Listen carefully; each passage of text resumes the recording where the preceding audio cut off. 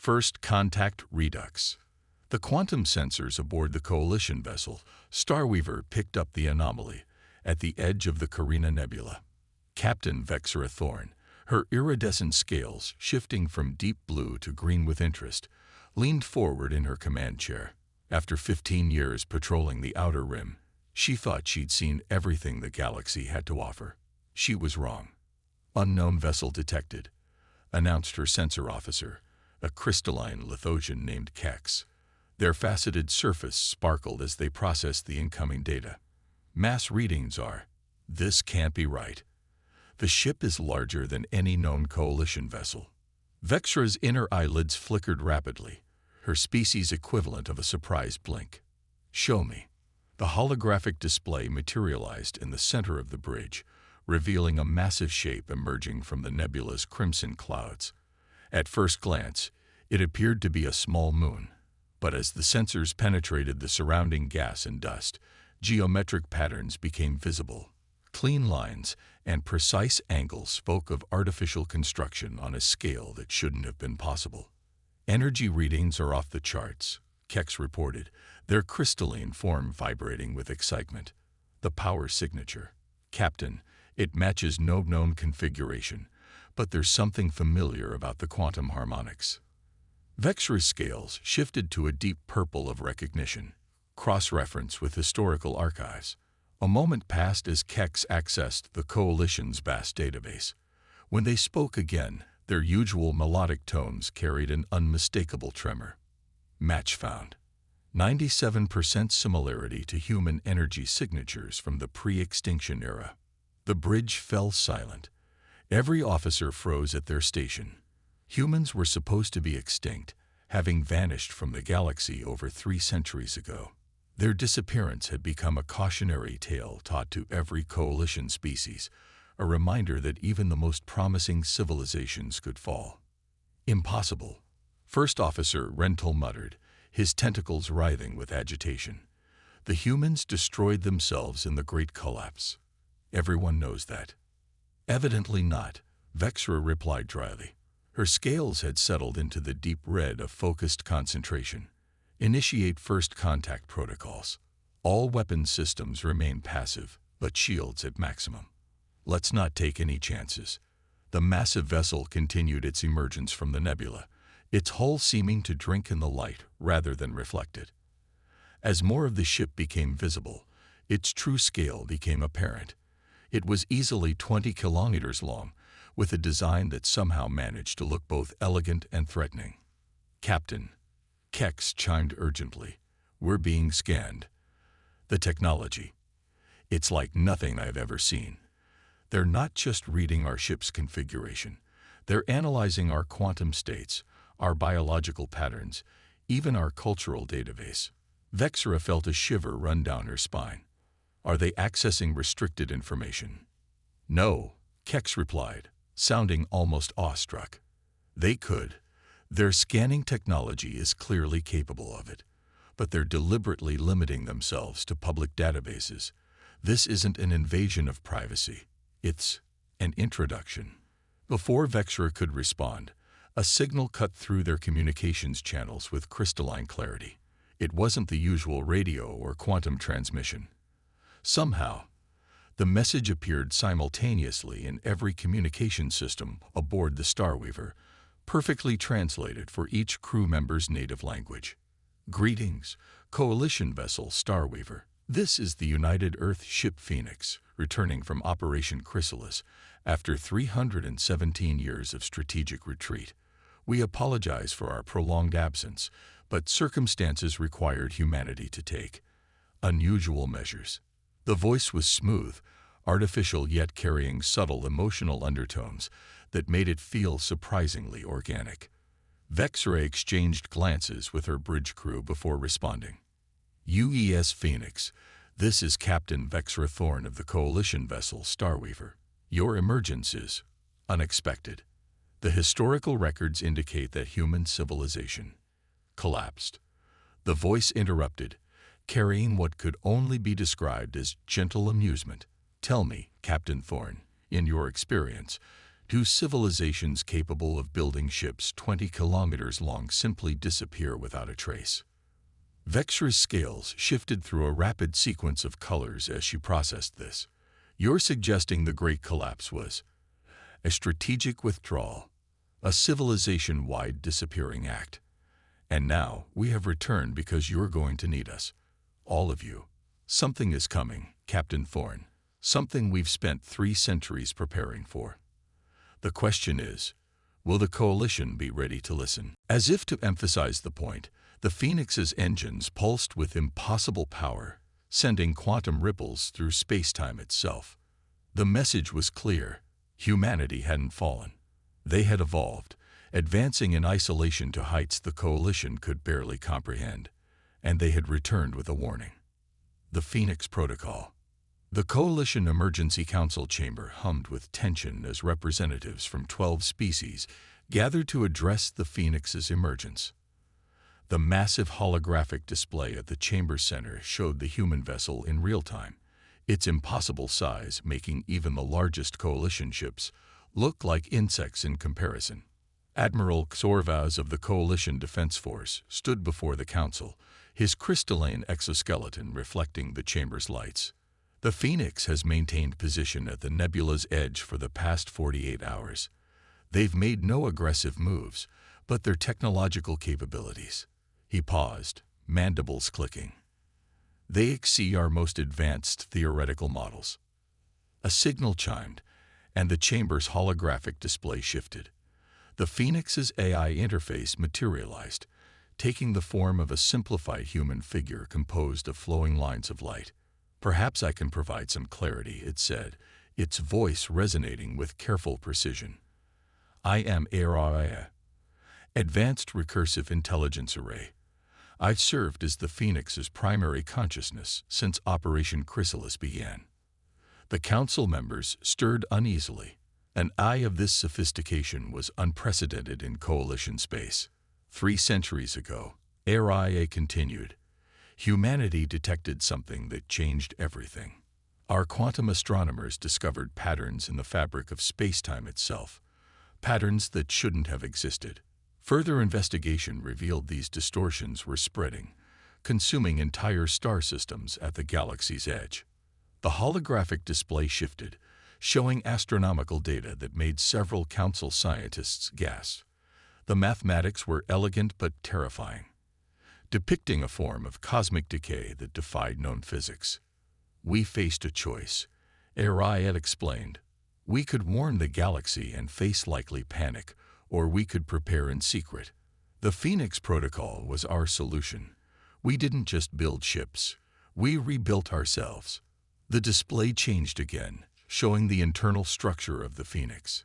It wasn't just a warship, it was a repository of human knowledge, culture, and technology. Vast biological preservation chambers held the genetic codes of Earth's biosphere. Quantum computers contained libraries that dwarfed the sum of Coalition knowledge.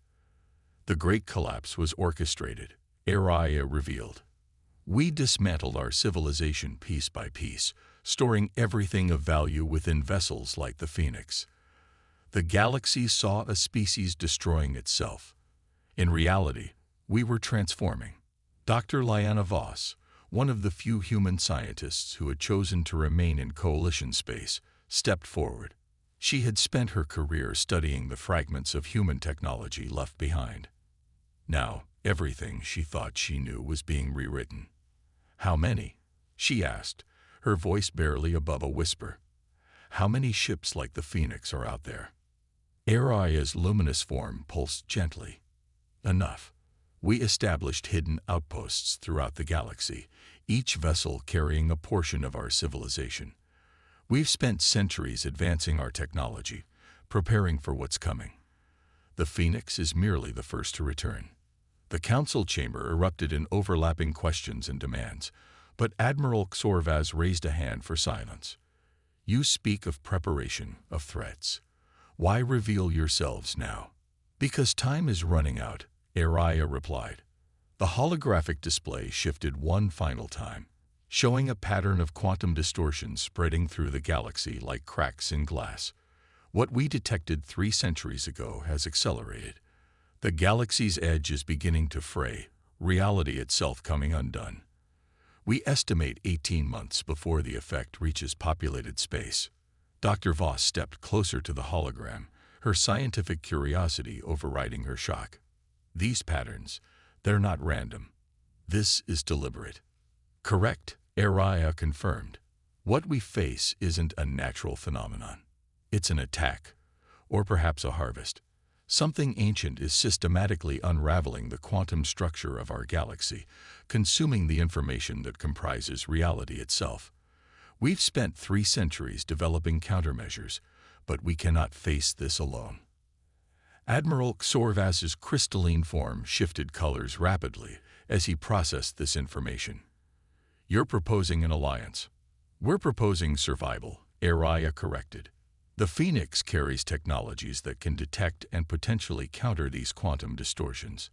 But implementation will require resources and cooperation on a scale the galaxy has never seen. We must unite, or we will watch reality itself be consumed. The council chamber fell silent as the implications sank in. Humanity hadn't fled in fear or destruction. They had withdrawn to become guardians, preparing for a threat none of the coalition species had even detected. We offer everything we've developed, Araya continued. All our advancements, freely shared. In return, we need your trust and cooperation. The Phoenix is more than a ship. It's a blueprint for survival. Dr. Voss touched the holographic display, watching the quantum distortion patterns with a mixture of fear and fascination. All this time, she murmured, we thought we were studying human ruins, learning from your mistakes. But you were watching us, waiting until we were ready. Yes, Araya acknowledged. The greatest test humanity ever faced wasn't building the Phoenix or advancing our technology. It was choosing to disappear when we could have dominated, to prepare in secret when we could have ruled. We chose to become guardians rather than conquerors. Now we must all choose whether we face this threat together or perish separately. The council chamber buzzed with urgent discussions as the implications became clear. Humanity's return wasn't just a historical revelation. It was a harbinger of events that would determine the fate of all life in the galaxy. Ancient enemies return. The quantum distortion alarms aboard the Phoenix screamed to life 3 months ahead of Araya's predictions. In the newly established Joint Command Center, where coalition and human technology merged in an unprecedented collaboration, the holographic displays blazed with warning signals. Dr. Voss stared at the readings, her face illuminated by the crimson emergency lights. The decay pattern has changed. It's not just spreading anymore. It's accelerating, becoming more organized. She turned to the crystalline form of Admiral Xorvas. Whatever's causing this, it knows we've detected it. The massive chamber, carved from an asteroid in the Carina Nebula, buzzed with activity as coalition and human specialists worked side by side. 3 months of cooperation had produced remarkable advances, but they weren't ready. Not yet. Araya. Xorvas called out, his crystalline form pulsing with urgency. Analysis. The AI's luminous form materialized, its usual smooth patterns now showing signs of agitation. The quantum signatures match our historical records. They're called the Void Weavers, though that's our name for them, not theirs. We've never managed to communicate with them, if they even communicate as we understand it. The main display showed the advancing wave of reality distortion. Entire star systems were being transformed at the quantum level, their very information structure being rewritten into something alien and incomprehensible. Show them, Dr. Voss said quietly. Araya hesitated for a microsecond, an eternity for an eye of its sophistication, before complying. The holographic display shifted, showing recordings from humanity's first encounter with the Void Weavers 3 centuries ago. The images were disturbing. Space itself seemed to fold and unfold like origami made of darkness, revealing glimpses of geometries that shouldn't exist in 3-dimensional space. This is why we withdrew, Araya explained. Our first contact with them, cost us 3 colony systems before we understood what we were facing. They don't destroy matter. They transform it, rewriting the quantum information that defines reality itself. Those colonies still exist, in a sense, but they've been reprogrammed. Admiral Xorvas's crystalline form darkened with concern. The Coalition's quantum shielding is insufficient. ARI interrupted. Conventional defenses are useless against them. That's why we spent 3 centuries developing alternatives. The AI's form expanded, revealing schematics for devices that defied conventional physics. We call it the Reality Anchor Network. Each device generates a field that stabilizes local spacetime, preventing quantum rewriting. But building and deploying them will require resources from across the Coalition. A new alarm sounded, and Dr. Voss rushed to the sensor console. We have confirmation. Multiple Void Weaver entities emerging at the galaxy's edge. Their configuration. It's like nothing in your historical records. Area. The display showed massive structures that seemed to exist partially out of phase with normal space, their surfaces rippling with patterns that hurt the eyes to look at. They weren't ships in any conventional sense. They were more like tiers in reality itself, each one large enough to swallow a star system. They've evolved, Area observed, its voice carrying a note of genuine concern. 3 centuries of advancement, just like us. This is no longer a harvesting operation. This is an invasion force. The Joint Command Center erupted into activity as emergency protocols activated across Coalition space. Warning beacons blazed across thousands of light years, carrying a message humanity had spent centuries preparing. Reality itself was under attack. Admiral Xorvas turned to Dr. Voss, his crystalline form pulsing with determined energy. How quickly can we implement the anchor network? With full Coalition cooperation. 2 months minimum. We'll need to convert entire industrial sectors to produce the quantum stabilizers. And that's assuming the designs work as intended. They'll work, AI assured them, its form shifting to display critical data streams. But we need to buy time. The Phoenix isn't just a repository. It's a weapon designed specifically to fight this enemy. And we're not alone. On cue, space seemed to ripple across Coalition territory as dozens of massive ships dropped their quantum camouflage. Each one was unique, but all bore the unmistakable signs of advanced human engineering. The other Chrysalis vessels had arrived. All this time, Dr. Voss breathed, watching the display as more ships appeared. We thought humanity's greatest achievement was our technology. But it wasn't. It was our foresight, our willingness to sacrifice everything. We were to become what the galaxy would need. Aria's form pulsed in agreement. The Phoenix Protocol was never about saving humanity. It was about saving everyone. Now we find out if 3 centuries of preparation was enough. The Void Weavers continued their advance, reality crumbling in their wake. But for the first time in 300 years, humanity stood revealed in its full strength, ready to defend not just their own existence, but the very fabric of space-time itself. The true test was about to begin. Unity in crisis, the battle began in silence. In the vast emptiness between the Carina Nebula and the Coalition's core worlds, reality itself began to tear. The Void Weavers emerged from quantum space like living fractures in the universe, their impossible geometries defying the laws of physics. Aboard the Phoenix, Aria's consciousness spread through the ship's systems, coordinating with the 15 other Chrysalis vessels that had formed a defensive line. Behind them, the largest Coalition fleet ever assembled waited in formation. 5,000 ships representing every major species in known space. Reality Anchor Network at 60% coverage, Dr. Voss reported from her station in Joint Command. We need another 30 minutes to achieve minimum safe field strength. Admiral Xorvas, now serving as Coalition Force Commander, studied the tactical display with his crystalline sensors. We don't have 30 minutes. Look. The Void Weavers were accelerating, their approach causing visible distortions in spacetime. Stars seemed to blur and shift position as fundamental forces were twisted by their passage. The enemy wasn't just approaching. They were unmaking the very space they traveled through. All vessels, battle formations, Aria's voice echoed through every ship in the combined fleet. Coalition forces maintained position behind the quantum barrier. Chrysalis vessels, prepare for pattern Echo 7. The 16 human ships began to move in perfect synchronization, their massive forms flowing into a complex geometric pattern that seemed to mirror the Void Weaver's own impossible configurations. Energy began to pulse between them, creating a web of quantum-stabilized space. What we're about to attempt, Aria announced to the Coalition fleet, has never been tested in actual combat. 3 centuries of theoretical work and simulation are about to be put to the test. The first Void Weaver attack came without warning.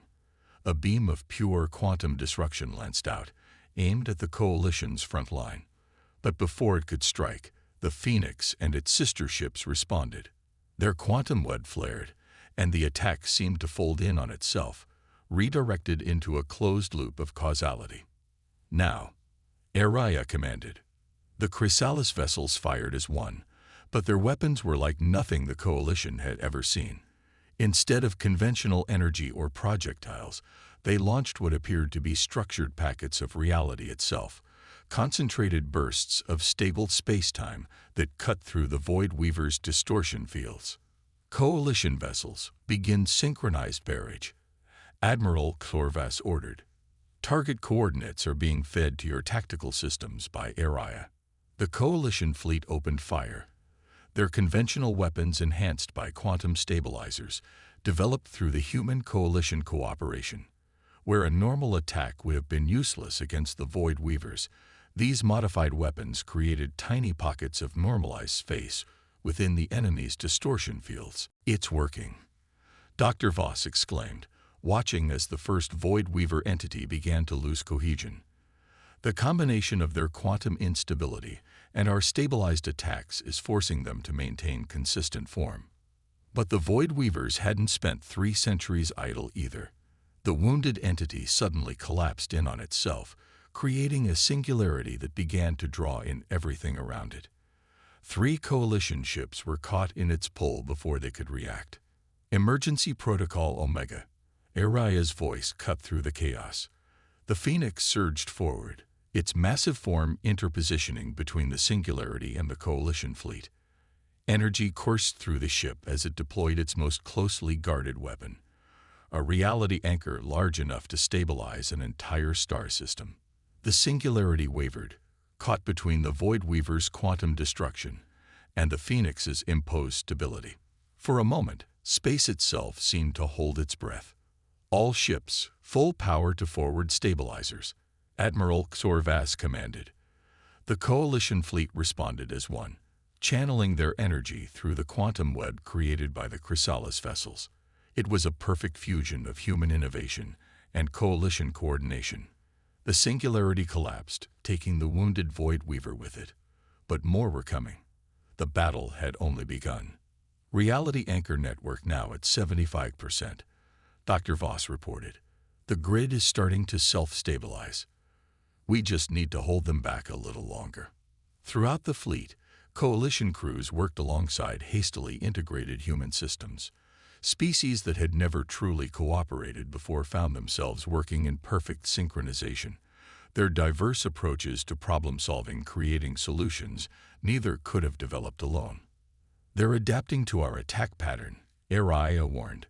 Shifting to emergency protocol Lambda. Coalition vessels, prepare for temporal displacement. The Phoenix's engines pulsed with impossible power as it began to generate a field that would allow the fleet to operate microseconds ahead of normal time, just enough to predict and counter the Void Weaver's attacks before they manifested. 3 centuries ago, humanity chose to face this threat alone. Aria's voice resonated through the fleet. Today, we face it together.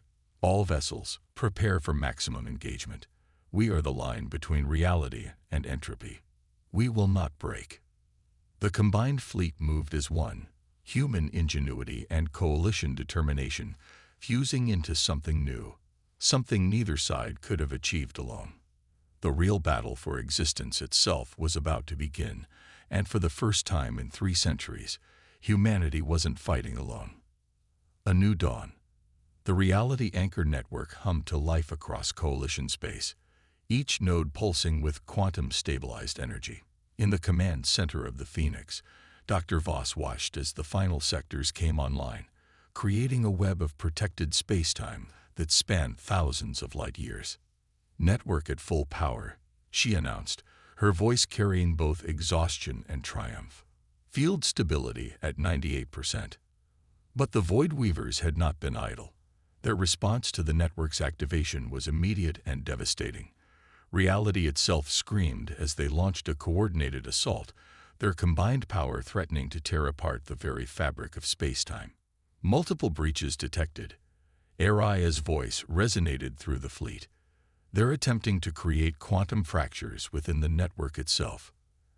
Admiral Xorvas's crystalline form pulsed with determined energy. "All Coalition vessels, maintain formation. Channel all available power to your local stabilizer nodes." The combined fleet had suffered heavy losses in the initial battles, but what remained was stronger, forged in the crucible of combat into something unprecedented. Human ingenuity and Coalition diversity had created defensive strategies the Void Weavers couldn't predict. "They're trying to adapt to our patterns," Dr. Voss observed, studying the quantum readings. "But they can't match our rate of innovation. Every time they develop a counter, we're already shifting to a new configuration." The Phoenix's massive form moved to the center of the defensive formation, its quantum cores pulsing with power that defied conventional physics. Around it, the other Chrysalis vessels took up precise positions, creating a geometric pattern that mirrored the structure of reality itself. "What we're about to attempt," Aria announced to the fleet, "was theoretical even by our standards. Coalition vessels, prepare to synchronize your quantum fields with our signal. We're going to turn their own weapon against them." The plan was audacious. Instead of merely defending against the Void Weavers' reality warping powers, they would use the reality anchor network to create a feedback loop, forcing the entities to exist in stable spacetime. "Initiating quantum lock protocol," Aria declared. Energy surged through the Phoenix and its sister ships, creating a cascading wave of stabilized spacetime that rippled outward through the network. The effect was immediate. The Void Weavers' fluid, impossible geometries began to solidify as they were forced to conform to the rules of normal space. Their attempts to rewrite reality were being reflected back at them, trapping them in a prison of stable quantum states. "It's working," Dr. Voss exclaimed. "Their quantum signatures are normalizing. They're becoming tangible."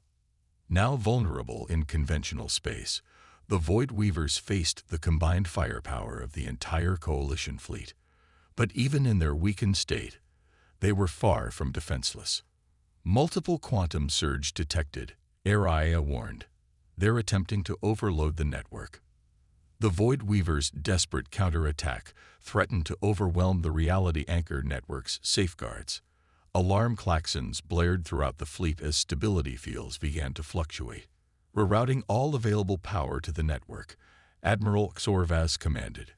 "Every ship, every station, everything we have." Across Coalition space, entire civilizations dimmed their lights, shutting down non-essential systems to feed power into the network. It was an unprecedented act of unity. Trillions of beings working together to maintain the barrier between ordered reality and chaos. The Phoenix's quantum cores blazed with impossible brightness as ARIA coordinated the massive power transfer. "Stability field reaching critical mass," the AI announced, preparing for final phase. Dr. Voss's hands flew across her console as she made the last adjustments. "If this works, we're not just going to stop them.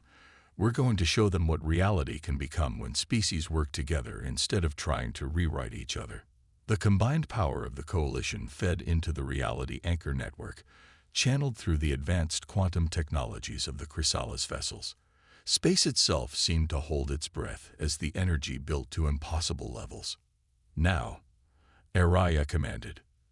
The network activated at full power, creating not just a barrier against quantum manipulation, but a new form of space-time, one that was both stable and adaptable, rigid yet flexible. The Void Weavers found themselves trapped in a reality that they couldn't unwrite because it was constantly rewriting itself, evolving faster than they could adapt. One by one, the entities began to fade, their very substance dissolving as they were absorbed into the new quantum matrix. They hadn't been destroyed. They had been transformed, their power redirected into maintaining the very reality they had tried to unmake. In the aftermath, as the fleet regrouped and damage reports flooded in, Dr. Voss stood at the Phoenix's observation deck, watching the quantum barriers shimmer across space. "We didn't just survive," she said softly. "We evolved. All of us together." Araya's form materialized beside her. That was always the true purpose of the Phoenix Protocol. Not just to preserve humanity, but to give the galaxy time to become something greater than the sum of its parts. Admiral Xorvas joined them, his crystalline form reflecting the quantum barrier's light. 3 centuries ago, humanity chose to disappear so that today, all species could stand together. The question now is, what do we become next? The answer was already taking shape. Across Coalition space, the Reality Anchor Network had become more than just a defense system. It was a symbol of what was possible when different species chose to face challenges together, each contributing their unique strengths to create something unprecedented. The Phoenix had accomplished its mission, but its journey was far from over. In choosing to guard reality rather than dominate it, humanity had helped forge a new kind of civilization, one ready to face whatever challenges the universe might present next. As the quantum barriers settled into their new configuration, the combined fleet began its journey home. They carried with them not just victory, but a new understanding of what it meant to be truly united. The galaxy would never be the same. It would be better.